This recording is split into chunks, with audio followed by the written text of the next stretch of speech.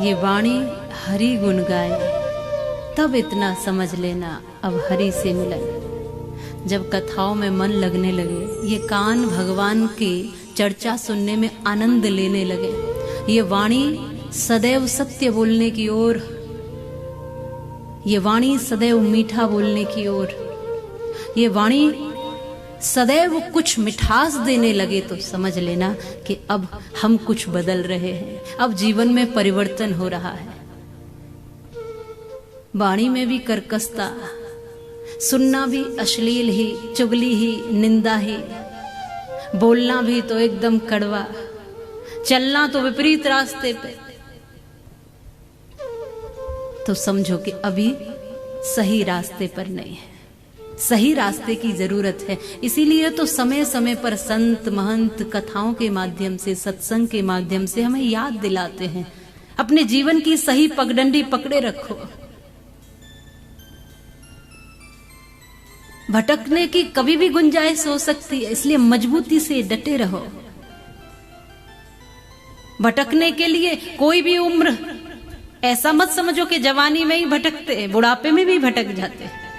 इसलिए सही रास्ते के लिए सदैव कहीं ऐसी जगह जुड़े रहो, मन ऐसी जगह लगाए रखो कि चाह के भी मन इधर उधर ना जा सके।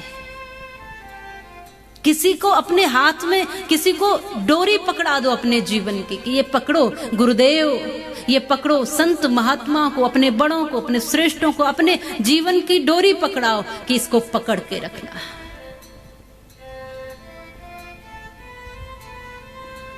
ये मां भगवती की कथा कहती है। स्वयं कृष्ण द्वैपायन व्यास जी, उनके द्वारा रचित है ये श्रीमद् देवी भागवत कथा, जिसमें 12 स्कंद है। जैसे भागवत कथा में भी 12 स्कंद हैं, इसमें भी 12 ही स्कंद है। 318 अध्याय हैं, 18,000 श्लोक है। ये व्यास जी ने हमको प्रसाद रूप दिया है कि जीवन को सुधारो, बनाओ, और जो लक्ष्य की प्राप्ति के लिए आए हो वहां तक पहुंचो किसी न किसी माध्यम से। लेकिन स्वयं ये कथा श्री नारद जी के मुख से व्यास जी ने श्रवण की है। देवर्षि नारद, उन्होंने इस कथा को व्यास जी को श्रवण कराया है। व्यास जी ने आनंद पूर्वक कथा श्रवण की है, और कथा में तो आनंद होता ही है, और जिसको कथा में आनंद ना आए तो फिर वो कथा भी व्यथा बन जाती। कथा में आकर व्यथाएं दूर होती हैं। और कई बार तो लोग कथा में पहुंच भी जाते हैं, पहुंच ही नहीं पाते कई बार, और जब पहुंच भी जाते हैं कुछ लोग तो पहुंचने के बाद भी अगर कुर्सी ऐसी मिल जाए तो आराम से 3 घंटे नींद भी ले लेते।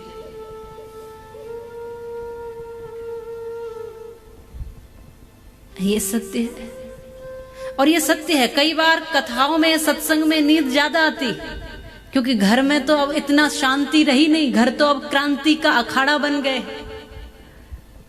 तो फिर कथाओं में थोड़ी सी शांति मिली। श्री ठाकुर जी के मधुर कथा सुनी, माँ भगवती के भजन सुने, कुछ आनंद आया, मन शांत हुआ, व्याकुलता समाप्त हुई, अशांति समाप्त हुई, तो कहीं एकाग्रता जुड़ी। तो हम भजन में भी जा सकते हैं, फिर एकाग्रता होने पर हम ध्यान में भी जा सकते हैं, और नहीं तो, और सब अपने अपने तरीके से जिसको जहां पहुंचना है वो पहुंच ही जाते हैं। व्यास जी ने एक बार गौरैया के घोंसले को देखा, उसके बच्चों को देखा, और मन में भाव आया कि देखो, इंसानों की तो बात छोड़ो, ये जीव जंतु, चलो इंसानों को तो थोड़ा सा ये रहता है कि पुत्र होगा तो मेरे जीते जी तो सेवा करेगा ही, मेरे मरने के बाद भी बाकी क्रियाओं को देखेगा, कहीं ना कहीं मोक्ष को दिलाने वाला। उसको स्वार्थ होता, इनको क्या स्वार्थ है कि ये सुबह से जाते हैं, दाना ढूंढते हैं, फिर वो दाना जो है अपनी चोंच का दाना, अपने मुख का निवाला भी अपने बच्चों के मुख में दे देते हैं। इतना प्रेम जब संतानों के प्रति देखा, इस अबोध जीव में भी इतना प्रेम छुपा हुआ है और अपनी संतानों के प्रति इतना मोह, इतना समर्पण है, तो व्यास जी के मन में भी पुत्र प्राप्त करने की इच्छा प्रकट हुई। उसके लिए व्यास जी ने तप किया है, मां भगवती की आराधना की है और उस प्रभाव से व्यास जी को सुखदेव जी जैसे ऐसे श्रेष्ठ पुत्र भी मिले हैं जो ज्ञानी हैं, वैरागी हैं, जिन्होंने श्रीमद् भागवत महापुराण का जो कथा है वो परीक्षित जी को श्रवण कराई है। ये भी पुराण है, वो भी पुराण है। वो सुखदेव जी ने परीक्षित जी को कथा श्रवण कराई है 7 दिन, जब श्राप लगा श्रृंगी जी का तो मोक्ष के लिए। और यहाँ पर श्री व्यास जी ने मुख्य रूप से कथा सुखदेव जी, कथा परीक्षित जी के पुत्र जन्मेजय जो हैं उनको सुनाई है। अंबा यज्ञ किया है और शांति के लिए जन्मेजय आदि को कथा सुनाई है। मन में भाव ये आया पुत्र प्राप्ति का, तो पुत्र सुखदेव जी जैसे प्राप्त हुए। संतान भी हो तो ऐसी हो जो कुलों को तार दे। जिस संतान के लिए माता पिता यजन करते हैं, जिस संतान के लिए कितना तीर्थों में जाते हैं, संतों के चरणों में कई बार मस्तक टेकते हैं, संतानों के लिए पूरा जीवन न्योछावर कर देते हैं, संतानों के लिए ही सोचते हैं। जब से संतान उनके घर आती है तब से माता पिता अपने लिए सोचना छोड़कर उस संतान के लिए अपनी आंखों में सपने भरते हैं। और संतान सपूत हो तो शांति देती है, आनंद देती है, और संतान कपूत हो तो जीते जी ही नरक में डाल देती है। कहते हैं ना कि संतान तो वो है नरकस्य त्रायते सपुत्र, जो नरक से भी तार दे। लेकिन कई बार आजकल संतानें तो जीते जी नरक पैदा कर देती है, जीते जी माँ बाप को रुला देती हैं। मरने के बाद आप कितने भी हवन यज्ञ करवाते रहो, उनके नाम से भंडारे पाठ और तमाम कुछ करवाते रहो, लेकिन जब मरने के बाद इतने यजन करते हो, यदि माता पिता जब हैं थोड़ी सी सेवा उस समय कर लें तो कितने आशीर्वाद देकर, कितनी संतुष्टि से वो माता पिता इस धरती से विदा होंगे। कोई ऐसा इस प्रांगण में या इस धरती पर ऐसा है जो बिना माता पिता के आ गया हो?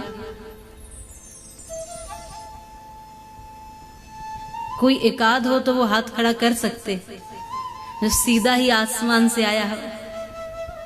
तो यदि ऐसा कोई नहीं है तो फिर कुछ न कुछ उनके प्रति हमारे भी कर्तव्य बनते हैं। ये ऋषि परंपरा कहती है, ये आज के युवाओं को संबोधन करती है। इतने स्वार्थी मत हो जाओ। बहुत कुछ पाना चाहते हो, बहुत कुछ बटोरना चाहते हो, बहुत ऊंचाई पर जाना चाहते हो, तरक्की करना चाहते हो, आगे बढ़ना चाहते हो। ये तो माँ बाप भी चाहते हैं। अपनी खुशियों का गला घोंटकर माता पिता बच्चों के सपने पूरे करते हैं। अपने सपनों को समाप्त करके माता पिता अपनी संतानों के लिए सीढ़ियां बन जाते हैं और उनको ऊंचाई पर ले जाते हैं। ये सब तो माता पिता चाहते ही हैं। पर जो माता पिता संतानों के लिए इतना सोचते हैं, संतानों को भी थोड़ा सा माता पिता के लिए सोचना चाहिए। जितना माता पिता करते हैं उतना तो नहीं कर सकते, लेकिन हाँ, जितना हम कर सकते हैं उतना माता पिता के लिए करना चाहिए। और जीते जी, मरने के बाद की कोई बात नहीं है, जीते जी। और मैं तो कई बार कहती हूं कि कोई दर्द दिया करता है, कोई भुला दिया करता है। माता पिता का दिल ही एक ऐसा है, वरना मुफ्त में कौन दुआ दिया करता है। हर समय माँ बाप आशीर्वाद देते हैं। कितना भी आप उनको दुख भी दे लो तो भी कभी अपनी संतानों के लिए उनके मन से बुरा नहीं निकलता, वो सदैव आशीर्वाद ही देते हैं। मैं आज की पीढ़ी को ये कहती हूँ कि हम तरक्की करें, बहुत ऊंचाइयों को छुएं, बहुत कुछ जो पाना चाहते हैं वो सब पाएं, लेकिन इसका मतलब ये नहीं कि जिनके कंधों पर सीढ़ियां बनाकर चढ़े हैं उन कंधों को ही तोड़ कर रख दिया जाए। उन बूढ़े माँ बाप को वृद्धाश्रम पहुंचा दिया जाए और फिर तरक्की के सपने देखे जाएं। आप ही बताइए। यहाँ पे युवा भी बैठे हैं, आप सोचो तो सही, हम सबके कुछ न कुछ फर्ज तो होते ही है। जो बूढ़े माँ बाप, मैं कई बार वृद्धाश्रमों में जाती हूँ तो बूढ़े माँ बाप रोते हुए दिखते हैं। मैं कई बार पूछती हूँ कि क्या आपके संतान नहीं है? वो कहते हैं एक नहीं 4-4 हैं और बड़े बड़े पदों पर हैं, फिर भी हम वृद्धाश्रमों में बैठे हैं। क्यों? क्योंकि उनके पास हमारे लिए जगह नहीं। कुत्ते बिल्ली पालने के लिए जगह है, पर बूढ़े माँ बाप के लिए जगह नहीं है। और सच कहूं तो एक जो गरीब होगा ना, गरीब तो अपने माँ बाप को जैसे स्वयं रूखा सूखा खाएगा वैसे खिला के अपने ही पास रखेगा, लेकिन जो थोड़ा सा ऊंचे हो गए हैं, ज्यादातर उन्हीं के माँ बाप वृद्धाश्रमों में मिलते हैं। मैं कहती हूं यदि किस्मत तुम्हारी अच्छी है तो लक्ष्मी तुम्हारी दासी है। अरे कर लो माता पिता की सेवा, तुम्हारे घर में ही मथुरा काशी है। यदि तरक्की चाहते हो, यदि धन चाहते हो, यदि लक्ष्मी चाहते हो, यदि शांति चाहते हो, यदि संपन्नता चाहते हो, यदि चाहते हो कि आपके बाल गोपाल सदैव स्वस्थ रहे, प्रसन्न रहे, तो आपके बूढ़े माँ बाप की आंख में एक भी आंसू नहीं आना चाहिए आपकी वजह से। घर के देवता तो वही है, मातृदेवो भव पितृदेवो भव, और उसके बाद सारे देवताओं की लिस्ट आती है। और मैं तो कई बार माताओं से कहती हूं कि हम मां भगवती को स्नान कराने जाते हैं, काली पर चामड़ पर चामुंडा को भजते हैं, वरदायिनी से वर मांगते हैं,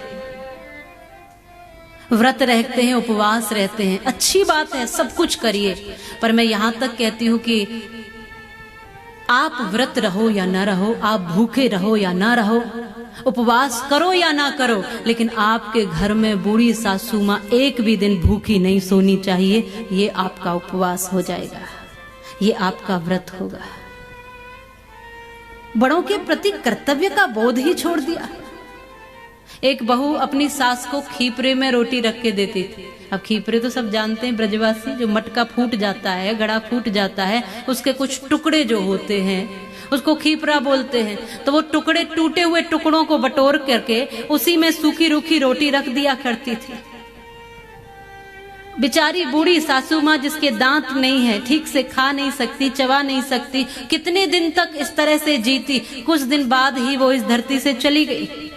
जब उसका शरीर शांत हो गया, अंतिम संस्कार इत्यादि हो गया, तो वो जो खीपरे पड़े थे वो बहू आई और उन खीपरों को उठा करके फेंकने जाने लगी। अब इनका कोई काम नहीं है। छोटा सा 10 वर्ष का बालक उसका आकर कहता है, माँ क्या कर रही हो आप? ये कहती है कि बेटा अब तेरी दादी तो रही नहीं है, इसलिए अब इन खीपरों का कोई काम नहीं है, इनको फेंकने जा रही हूं। वो बालक कहता है, माँ इनको फेंको मत, इनको मुझे दे दो, मैं संभाल कर अलमारी में रखूंगा, और जब तुम बूढ़ी हो जाओगी तो तुम्हें भी तो भोजन किसी में कराना पड़ेगा, तुम्हें भोजन इसी में कराऊंगा। क्योंकि वो बालक अबोध है, वो नहीं जानता, वो सोचता है, वो जैसा देखता आया है वो सोचता है कि बूढ़े हो जाने पर भोजन इसी तरह दिया जाता है। सब ऐश्वर्य यदि चाहते हो तो बूढ़े माता पिता का कभी अपमान मत करो। जिन्होंने हमारी खुशियों के लिए जीवन दिया है, उनकी थोड़ी सी खुशी को मत छीनो। आज सबके पास सब कुछ है, लेकिन मैं देखती हूँ कि परिवार में आज कोई माता पिता के पास बैठता ही नहीं। अकेले बेचारे, अगर या तो वो वृद्धाश्रम में है और या तो घर में भी हैं, तो बेचारे बाट देख रहे हैं, बेटा आए 2 घड़ी बैठे, बच्चे पोते पोती आए 2 घड़ी बैठे, पर किसी के पास समय नहीं है। और इस कोरोना काल ने ये सिखा दिया कि समय की कीमत क्या होती है। और अभी भी यदि हम परिवार की महत्वता, यदि भी अपनों की महत्वता न समझे हों तो कब समझेंगे।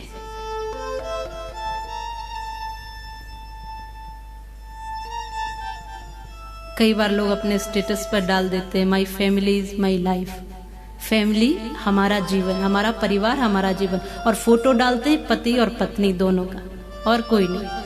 अच्छा, फिर बच्चे भी हो गए तो बच्चों का भी डाल देंगे, 2-1 बच्चे जो भी हैं वो खड़े हैं, पति पत्नी खड़े हैं। अरे भैया, तुम्हारी माँ के बिना तुम्हारा परिवार पूरा हो जाता है, तुम्हारे पिता के बिना तुम्हारा परिवार पूरा, यही तुम्हारा परिवार, इतना छोटा परिवार, जिस परिवार में माता पिता नहीं। हमारा तो यहाँ इतना बड़ा परिवार, वसुधैव कुटुंबकम की भावना रखती है ये संस्कृति हमारी, तो जहाँ गौ माता भी हमारे परिवार का हिस्सा होती है, जहाँ इतने सारे रिश्ते होते हैं, एक रिश्ता नहीं होता, जहाँ इतने सारे रिश्तों को भी हम संजो लेते हैं। मैं आपसे निवेदन करूंगी, कुछ करो न करो, भक्ति पूजा पाठ जप ये सब बाद का विषय है। पहले घर से सीखो, घर की परंपराओं को सीखो, और बूढ़े माँ बाप जो घर के देवता हैं, जो साक्षात जीवित देवता है, करो आप सभी मूर्तियों की पूजा करो, आप सभी देवों को मानो, लेकिन माता पिता भी देव है, उनका सम्मान करो, यथावत जो उनका अधिकार है उनका सम्मान, उनकी सेवा उस तरीके से करो। पर आज भावहीन से लोग लगते हैं।